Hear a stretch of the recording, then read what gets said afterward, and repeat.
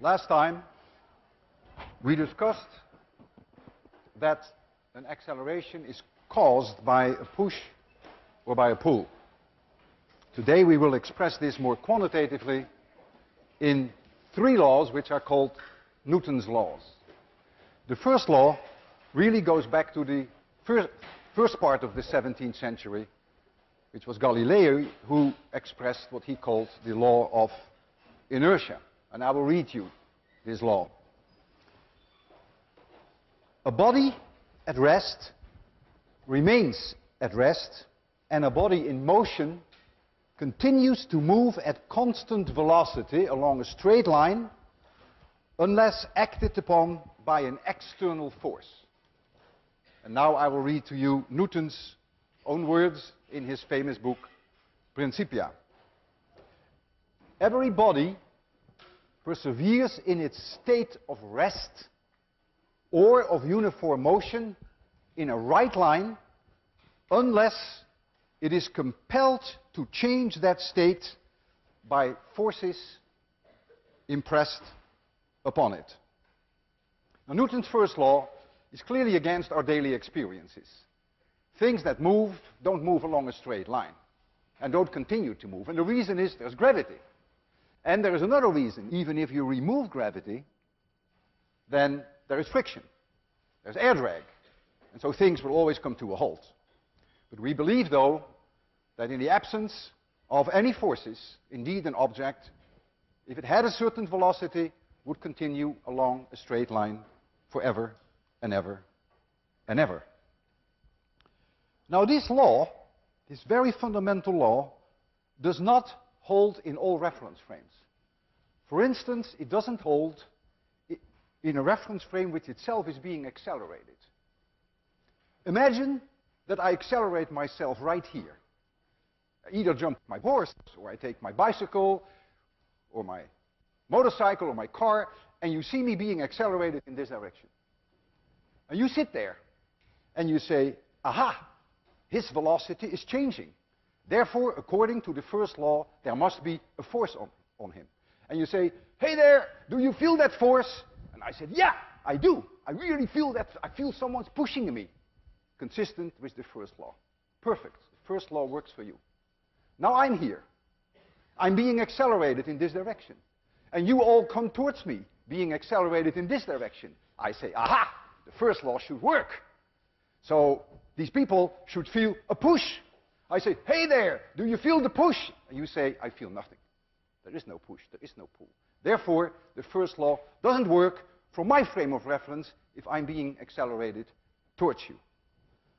So now comes the question, when does the first law work? Well, the first law works when the frame of reference is what we call an inertial frame of reference.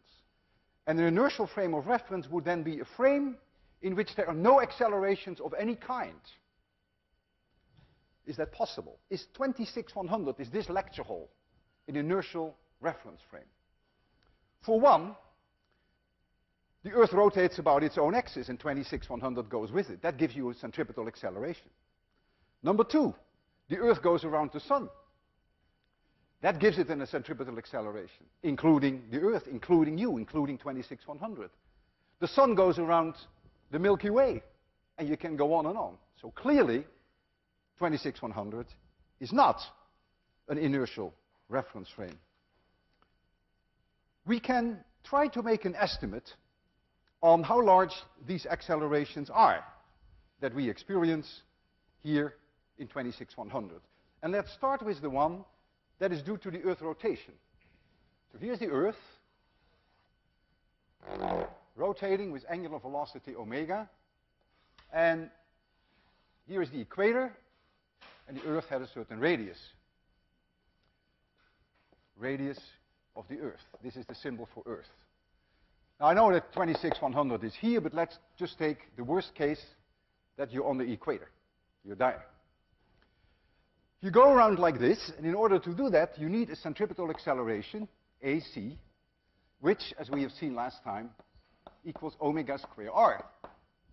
How large is that one? Well, the period of rotation for the Earth is 24 hours times 3600 seconds.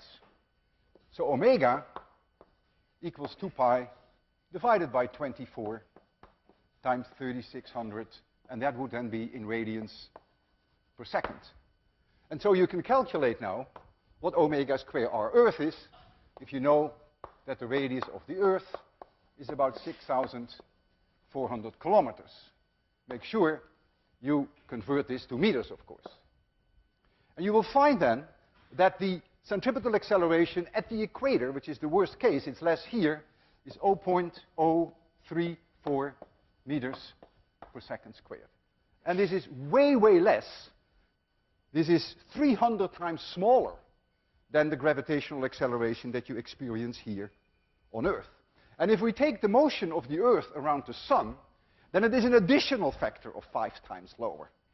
In other words, these accelerations, even though they're real and they can be measured easily with today's high-tech instrumentation, they are much, much lower than what we are used to, which is the gravitational acceleration. And therefore, in spite of these accelerations, we will accept this Hall as a reasonably good inertial frame of reference in which the first law then should hold. Can Newton's law be proven? The answer is no, because it's impossible to be sure that your reference frame is without any accelerations. Do we believe in this? Yes, we do. We believe in it since it is consistent within the uncertainty of the measurements with all experiments that have been done.